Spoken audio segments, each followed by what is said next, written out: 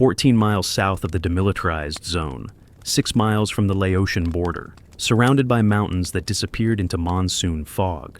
This was Khe Sanh Combat Base, the most isolated American position in the entire Vietnam War. 6,000 United States Marines dug into the red laterite clay and waited for hell to arrive. And it was coming. In numbers nobody expected. With firepower nobody imagined. For a siege that would last 77 days and leave over 1,000 Americans dead. This is the story of Khe Sanh, the story of Marines who refused to break, the story of a battle that still divides historians today.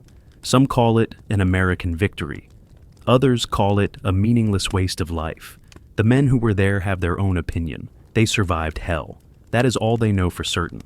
The plateau sat 400 meters above sea level, blood-red dirt, dense jungle pressing in from all sides. The French had built a small airstrip there in 1949. Now it belonged to the United States Marine Corps, and General William Westmoreland had big plans for this piece of ground. Route 9 ran past Khe Sanh, the only east-west road connecting South Vietnam's coastal lowlands to Laos. Just across the Laotian border, hidden in the mountains, the Ho Chi Minh Trail snaked south. Thousands of North Vietnamese soldiers and tons of supplies moved down that trail every month. Westmoreland believed Khe Sanh could disrupt those supply lines, could serve as a launching pad for operations into Laos, could become the place where American firepower destroyed the North Vietnamese army in a decisive battle. He envisioned Dien Bien Phu in reverse. The French had lost their isolated garrison in 1954, lost 13,000 men, lost their will to fight, lost the war. Westmoreland believed Americans could win where the French had failed. Superior firepower, superior air support, superior logistics. The North Vietnamese would mass their forces. American bombs would obliterate them. It seemed logical. It seemed achievable. It seemed worth the risk. But that comparison to Dien Bien Phu terrified Washington. President Lyndon Johnson had nightmares about it. And the North Vietnamese understood the symbolism better than anyone. Colonel David E. Lowndes commanded the 26th Marine Regiment. At 47 years old, he was a veteran of Iwo Jima, had been wounded twice on that volcanic island in 1945, knew what it meant to hold impossible ground against suicidal attacks. His men called him the Lion of Khe Sanh. Even during the worst bombardments, Lowndes kept his regimental mustache perfectly trimmed, wore his cover at the proper angle, maintained military bearing when everything around him was chaos. He inspired confidence through sheer presence. The 26th Marines had a storied history. They had fought at Iwo Jima, at Bougainville, at Guam. Now, all 3 battalions of the regiment would fight together, again for the first time since World War II. 1st Battalion, 26th Marines, 2nd Battalion, 26th Marines, 3rd Battalion, 26th Marines, plus 1st Battalion, 9th Marines, the Walking Dead, the unit with the highest casualty rate in Marine Corps history, plus the 37th ARVN Ranger Battalion, South Vietnamese Rangers who would prove their courage under fire. In total, roughly 6,000 men. Surrounded, outnumbered at least 3-1, possibly 5-1, against the best divisions the North Vietnamese army could field. Throughout late 1967, intelligence reports painted an alarming picture. The 325th Division, the 304th Division, elements of the 324th Division, the 320th Division. Between 20,000 and 40,000 North Vietnamese soldiers moving into the mountains around Khe Sanh. These were not guerrillas, not Viet Cong irregulars. These were regular army divisions, well-equipped, well-trained, veterans of years of war against the French and Americans. They brought Soviet-made artillery, 130mm guns, 152mm howitzers, rockets, mortars, anti-aircraft weapons. They positioned artillery on Ko Rock Ridge inside Laos, 8 kilometers west of Khe Sanh, beyond the reach of American counter-battery fire, protected by the fiction of Laotian neutrality. From those positions, they could pound Khe Sanh with impunity. The Marines knew they were coming. Reconnaissance teams reported enemy movement. Radio intercepts confirmed it. But knowing and stopping it were 2 different things. On December 13, 1967, 3rd Battalion, 26th Marines flew into Khe Sanh. The buildup was complete. The trap was set. Now came the waiting. Khe Sanh Combat Base could not stand alone.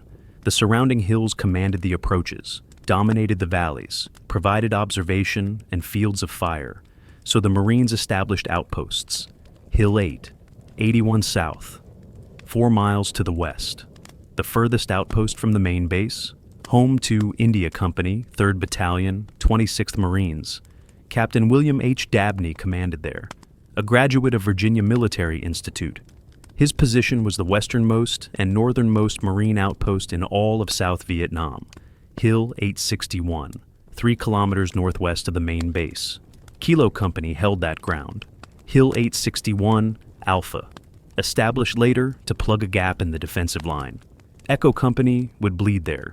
Hill 558, to the north. Hill 950, to the south. Each position was an island, surrounded by enemy-controlled terrain, dependent entirely on helicopters for food, water, ammunition, and medical evacuation. If the weather closed in, they were completely isolated. If the enemy shot down enough helicopters, they would starve. The Marines on those hills knew they were bait, knew they were exposed, knew that, if the North Vietnamese wanted them dead badly enough, there was not much that could stop it. But they stayed anyway, because that is what Marines do. January 20th, 1968. A North Vietnamese lieutenant named Lathan Tons walked into Marine lines carrying a shocking intelligence gift. He was a defector, a Hoi Chan, and he brought with him the entire enemy attack plan. The assault would begin within hours. Coordinated attacks on Hill 861 and the main combat base. The intent was to overrun the positions before American air power could respond. Colonel Lowndes moved immediately, alerted all units, prepared for the worst. At midnight on January 21st, the darkness on Hill 861 erupted with explosions and automatic weapons fire. 300 North Vietnamese soldiers charged Kilo Company's perimeter. Mortars walked across the hilltop.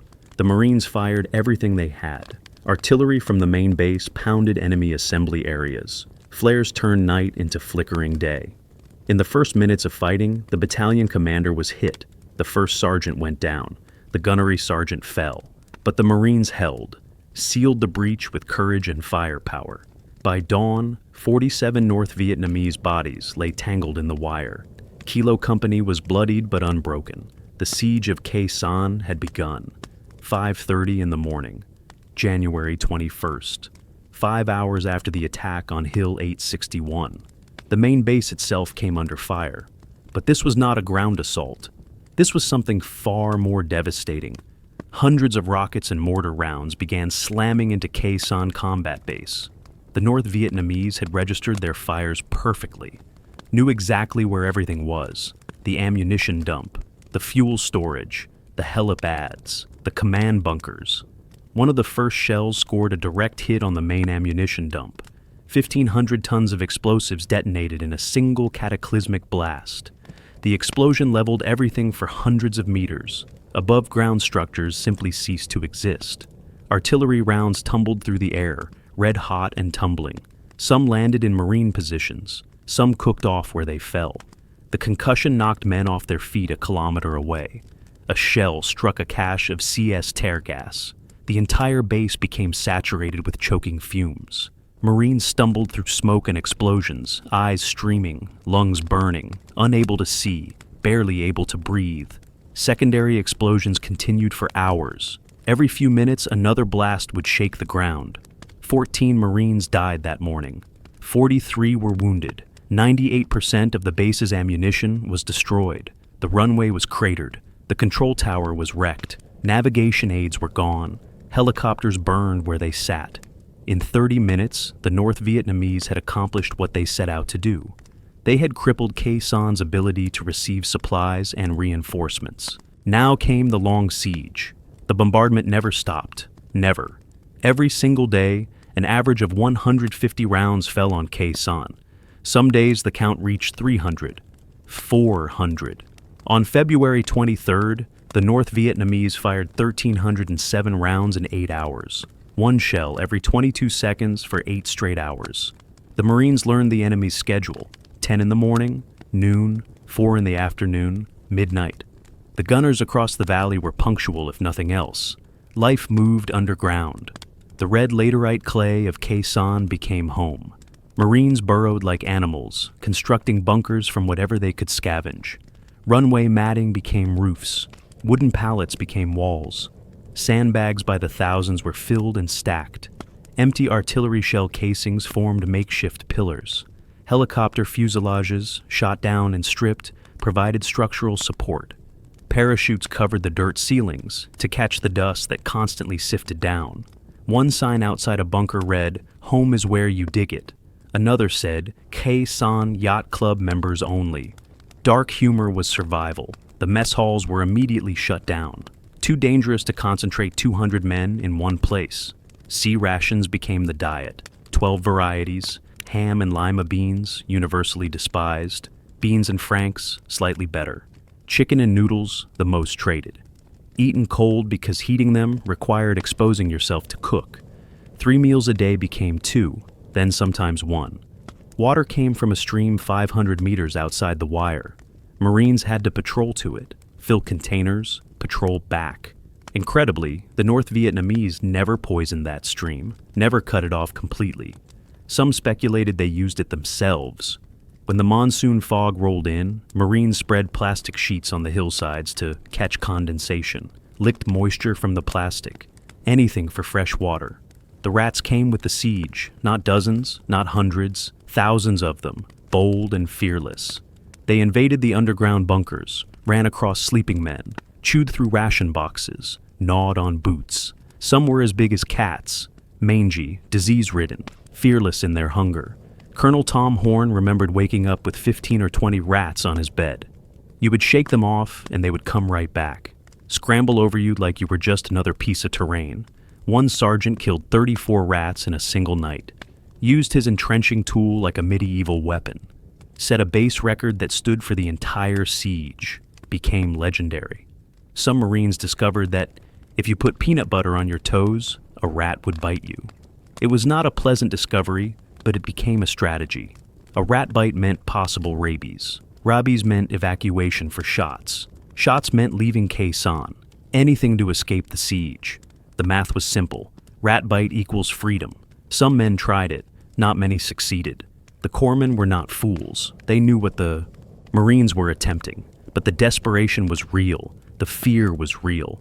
And the rats were everywhere. In your food, in your clothes, in your nightmares. The Marines developed what they called the Khe Sanh Shuffle, a half-run, half-crouch scramble between positions, head down, knees bent. Moving fast, but not so fast, you would trip over debris or fall into a crater. It looked ridiculous. Everyone did it anyway. Pride was less important than survival. Every Marine learned to read the sound of incoming rounds, the whistle of a rocket, the wobble of a mortar, the freight train roar of artillery. Each had its own signature, its own sound, its own timing. You learned to judge where it would land. Learned to calculate whether you needed to hit the deck or keep moving. Learned to distinguish between outgoing and incoming in the cacophony of constant fire. The veterans could tell by sound alone.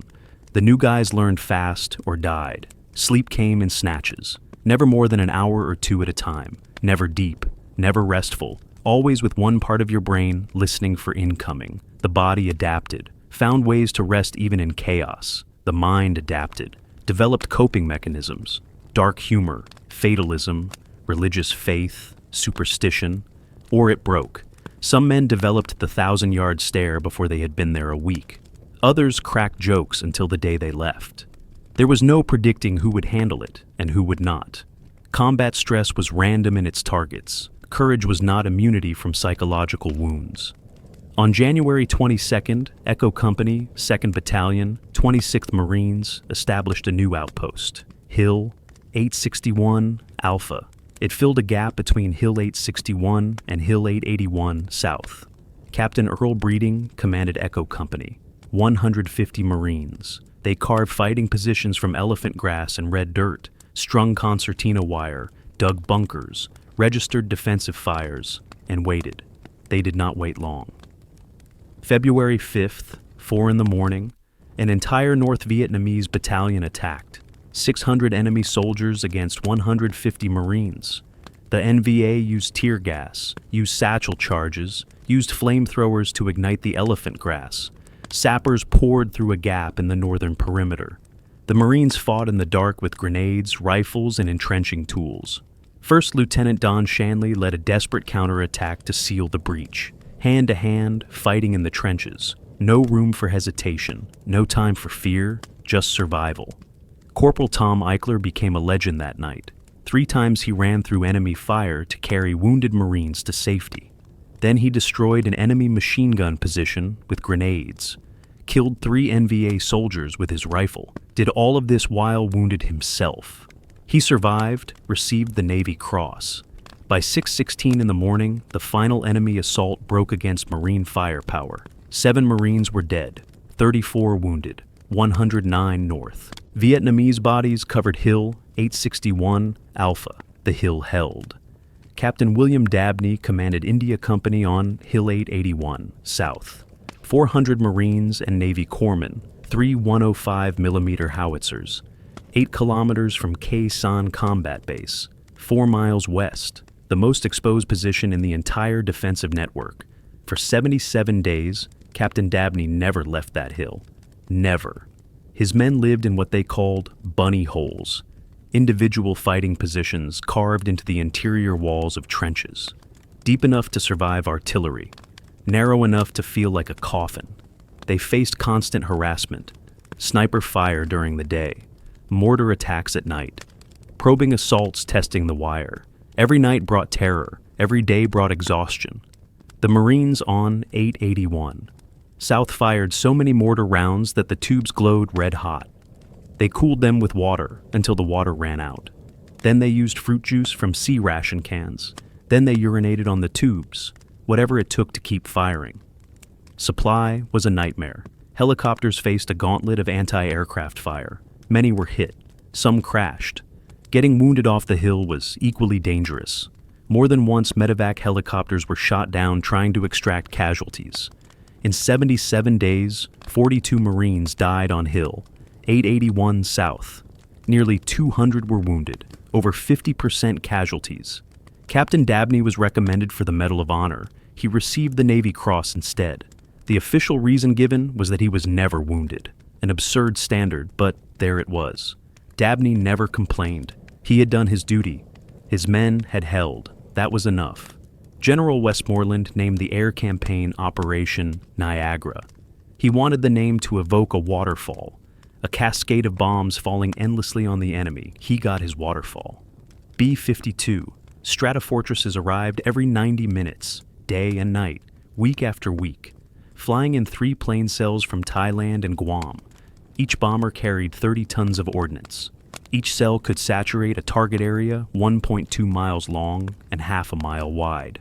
The bombers flew at 30,000 feet, invisible from the ground, inaudible until the bombs hit. Marines on the ground felt the earth shake before they heard anything. They learned to set cups of coffee or cocoa on level surfaces. The arc light strikes would stir the mixture for them. The ground shook that hard. 2,500 B-52 sorties, 60,000 tons of bombs from the big bombers alone. But that was just the beginning. Air Force F-4, Phantoms flew close air support. F-100, Super Sabres delivered napalm. O-1s, the slow propeller-driven Sky Raiders, worked danger close. Marine Corps Aviation added 7,000 sorties of 4 Skyhawks, F-4 Phantoms, UH-1 gunships. Navy aircraft from carriers offshore contributed 5,000 more missions. A 6s, a 7s, more F-4s. In total, nearly 100,000 tons of ordnance fell on the 5-square-mile battlefield around Khe Sanh. 5 tons of explosives for every estimated enemy soldier. The cost was staggering. $1 billion in munitions. More bombs than fell on Japan in the final year of World War II. All focused on a few square miles of jungle and mountains. Did it work? Captured North Vietnamese soldiers told horror stories. One reported that 3/4 of his regiment was destroyed in a single B-52 strike. Units that numbered 600 men were reduced to 100, but the enemy kept coming. kept attacking, kept the siege going. The bombing bought time, prevented massed assaults, but it did not break the enemy's will. Resupply was killing Marines faster than combat. Hill 8, 81. South needed ammunition, needed food, needed water, needed medical supplies, but every helicopter that tried to land took fire. In the first 4 weeks, 6 helicopters were shot down just trying to reach Dabney's Hill.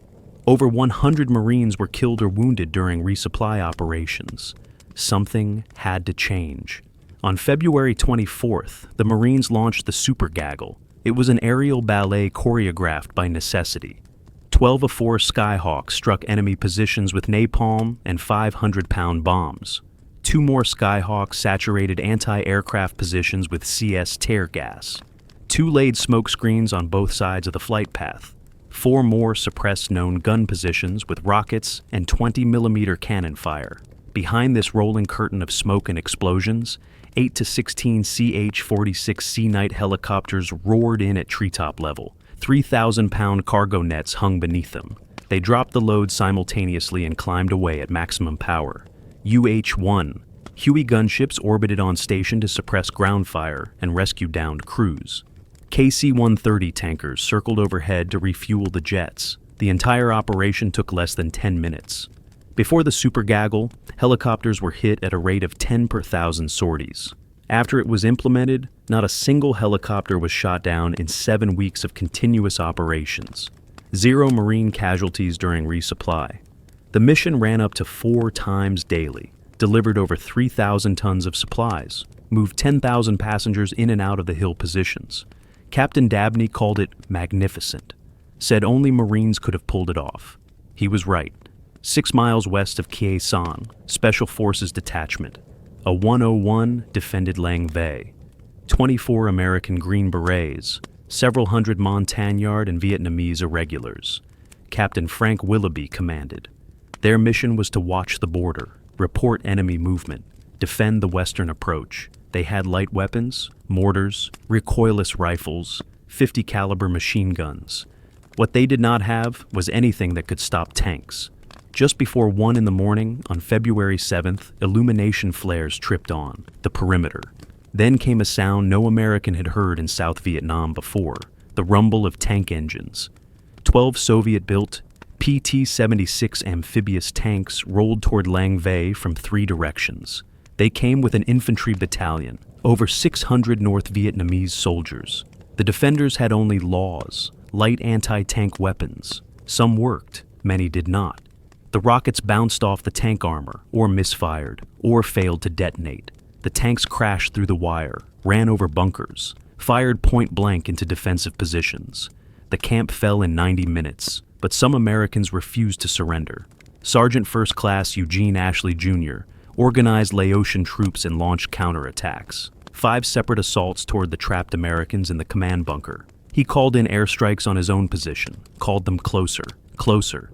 Danger close did not matter when your men were dying. On the 5th assault, machine gun fire cut Ashley down. He was carried to the rear. An artillery shell landed nearby. Eugene Ashley Jr. died. He received the Medal of Honor posthumously, the only soldier decorated with the nation's highest award for action at Khe Sanh. 7 Americans died at Lang Vay.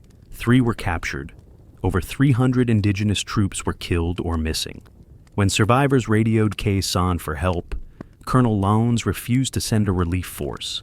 He believed it was a trap, believed the enemy wanted him to send troops into an ambush.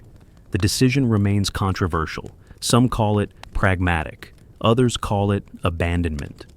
The survivors were eventually rescued by helicopter, but the bitterness lingered. February 25th, Bravo Company, 1st Battalion, 26th Marines sent out a patrol, 3rd Platoon. They pursued what appeared to be 3 enemy scouts. Standard patrol, standard tactics. They were walking into an ambush. The North Vietnamese had prepared well. Let the Marines come forward, then sprung the trap from 3 sides. Machine guns, mortars, rifles, rocket-propelled grenades. The platoon was cut to pieces. A 3-hour battle left the Marines decimated. 6 dead, 24 missing, 1 captured. The bodies lay in no man's land, outside the wire, too dangerous to recover. Marines on the perimeter could see them, could do nothing. The missing haunted Bravo Company, haunted the entire regiment. On March 30th, Bravo Company got its chance for revenge. Following a rolling barrage from 9 artillery batteries, Marines advanced through 2 enemy trench lines. They fought their way to the ambush site. 115 North Vietnamese died. 10 Marines were killed, 100 more wounded. But they recovered some of their dead, not all of them. Some are still missing. The families waited for bodies that never came home. The survivors carry those faces with them still. President Lyndon Johnson could not sleep. He had nightmares about Khe Sanh, about Dien Bien Phu, about losing 6,000 Marines and the war with them. He ordered a terrain model built in the White House Situation Room, a sandbox recreation of the Khe Sanh Plateau. Every night he studied it, moved pieces around, demanded hourly updates, called down to the Situation Room at 3 in the morning, asking for casualty figures. His advisors grew worried about his mental state. On January 29th, Johnson questioned the Joint Chiefs directly. Has everything been done to assure that General Westmoreland can take care of this? They assured him it had. But behind the scenes, darker conversations were happening. On February 1st, General Earl Wheeler, chairman of the Joint Chiefs, raised the possibility of using tactical nuclear weapons if the situation became desperate. Westmoreland replied that their use would probably not be required, but he added that if the situation changed dramatically, either tactical nuclear weapons or chemical agents would be active candidates for employment. 10 days later, Westmoreland approved O-Plan Fracture Jaw, a contingency plan for nuclear weapons deployment around Khe Sanh. When Johnson discovered this, he was furious, ordered the planning stopped immediately. Khe Sanh would be held, but not with atomic bombs, not under his presidency. The political stakes were that high. A defeat at Khe Sanh might end the war, might end Johnson's presidency, might hand Southeast Asia to communism. Or so they believed in Washington. The men at Khe Sanh knew nothing of these debates. They were too busy staying alive. While Khe Sanh burned, something else happened. January 30th through 31st, 1968. 10 days after the siege began, the North Vietnamese and Viet Cong launched the Tet Offensive, simultaneous attacks across South Vietnam, over 100 cities and towns, Saigon itself, the American Embassy, the Presidential Palace. It was the largest coordinated offensive of the entire war, and Westmoreland had been fixated on Khe Sanh. He had moved half of all American combat troops to the northern provinces, 50 maneuver battalions, 2 full divisions, massive artillery. He insisted for months that Khe Sanh was the main objective, that the cities would be a diversion. Was he wrong? Historians still debate this question. Did the North Vietnamese truly intend to overrun Khe Sanh? Or was Khe Sanh the diversion, pinning American forces while Tet unfolded? General Vo Nguyen Giap gave conflicting answers over the years. In 1969, he dismissed Khe Sanh's importance, said it was not all that important except inasmuch as American prestige was at stake. In 1990, he offered a broader view, said the goal was never to drive out 500,000 American troops. The goal was to break American will to continue the war. When a North Vietnamese general who commanded at Khe Sanh was asked directly if it was a diversion, he refused to answer. Said to this day, "I refuse to answer that question." Maybe both objectives were real. Maybe the North Vietnamese hoped to achieve both. Win at Khe Sanh and trigger a general uprising. The riddle remains unsolved. By late March, the bombardment was tapering off. Intelligence detected North Vietnamese units withdrawing. The 325th Division headquarters pulled back to Laos. The 304th Division followed. The pressure was lifting. On April 1st, 1968, Operation Pegasus launched. Major General John Tolson commanded the 1st Cavalry Division in the largest helicopter assault of the war. 30,000 troops, 300 helicopters, 148 artillery pieces. The mission was to relieve Khe Sanh and reopen Route 9. The air cavalry used massive daisy cutter bombs to blast landing zones from the jungle. 15,000-pound bombs dropped from C-130 aircraft. The explosion cleared everything within hundreds of meters. 15,000 soldiers deployed by helicopter in 5 days. Initial resistance was light. Most of the enemy had withdrawn. On April 8th at 8 in the morning, 2nd Battalion, 7th Cavalry entered Khe Sanh Combat Base. The link-up was complete. The siege was officially over. It had lasted 77 days. Operation Pegasus itself cost 92 Americans killed and nearly 700 wounded. Over 1,000 enemy bodies were counted. But those numbers meant little. The real cost had already been paid. 205 Marines killed during the official defensive phase from November to March. 1,600 wounded, 25 missing, presumed dead. But those numbers did not tell the full story. They did not include NVA, did not include aircrew losses, did not include Marines killed on approach to the base, did not include casualties from April through July when the base remained active. Navy chaplain Ray Stube spent decades researching the true cost. He estimated approximately 1,000 Americans died from the start of operations through the abandonment. On the North Vietnamese side, 1,600 bodies were physically counted, but American intelligence estimated 10 to 15,000 enemy killed. Some estimates went higher. Westmoreland claimed 15,000 by April. Were the estimates accurate? Probably inflated. Body count was notoriously unreliable, but clearly the enemy suffered catastrophic losses. 5 tons of explosives for every soldier. The mathematics of industrial warfare applied to jungle fighting. Both sides bled. Both sides claimed victory. The truth probably lies somewhere in between. June 11th, 1968. General Westmoreland left Vietnam to become Army Chief of Staff. The next day, his replacement General Crichton Abrams set new plans in motion. Plans that would shock the Marines at Khe Sanh. Operation Charlie began June 19th. Marines systematically destroyed everything.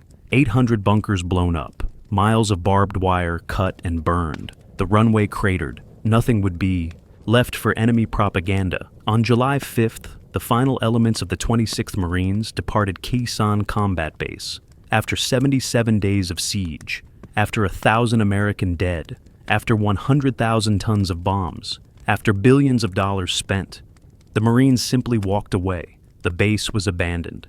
National Security Advisor Walt Rostow noted the problem. If it was good to pin down 2 enemy divisions with 6,000 men, why not now? The garrison chaplain recorded the reaction. The general attitude is that it is wrong to abandon the base after fighting so long for it. 1 Marine battalion was reportedly near mutiny. General Abrams claimed the military situation had changed. New infiltration routes, different tactical requirements. But the truth was simpler. The planned invasion of Laos was never coming. Khe Sanh had no purpose. It had become a symbol of everything wrong with the war. The North Vietnamese exploited it perfectly. Hanoi radio devoted 70% of broadcast time to the American defeat. Across Asia, the message was received. The Americans abandoned Khe Sanh. They lost. Historian Peter Brush called it the only occasion where Americans abandoned a major combat base due to enemy pressure. The propaganda victory was complete. What do we make of Khe Sanh? Tactically, it was an American victory. 6,000 Marines held their ground, inflicted massive casualties, never broke, never surrendered, never retreated under fire. The enemy failed to overrun the base, failed to achieve the dramatic propaganda victory they sought. American air power and artillery dominated the battlefield. The Super Gaggle kept the hills supplied. Operation Pegasus relieved the garrison. By every military measure, the Marines won. But strategically, the picture blurs. The siege drew massive resources to defend a base that was abandoned months later. Whether Khe Sanh was the main objective or a diversion from Tet, the North Vietnamese achieved their goal. American casualties mounted. American public opinion turned. The war became increasingly unpopular, and the base that cost so much was given up without a fight. So, who won? The answer depends on what you measure. Military effectiveness, American victory, strategic objectives, North Vietnamese success. Political impact, devastating for the United States.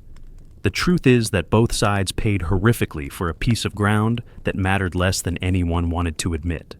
But none of the strategic debate diminishes what the men endured. For 77 days, Marines lived in holes in the ground. ate cold rations, fought rats for sleeping space, dodged rockets and mortars, watched friends die, called in airstrikes on danger-close targets, held hills that seemed designed to kill them. They shuffled between bunkers with their heads down, learned to judge incoming fire by sound, developed dark humor as a coping mechanism. Some cracked under the pressure, most did not. They were 20 years old, 21, 22, kids from farms and cities across America.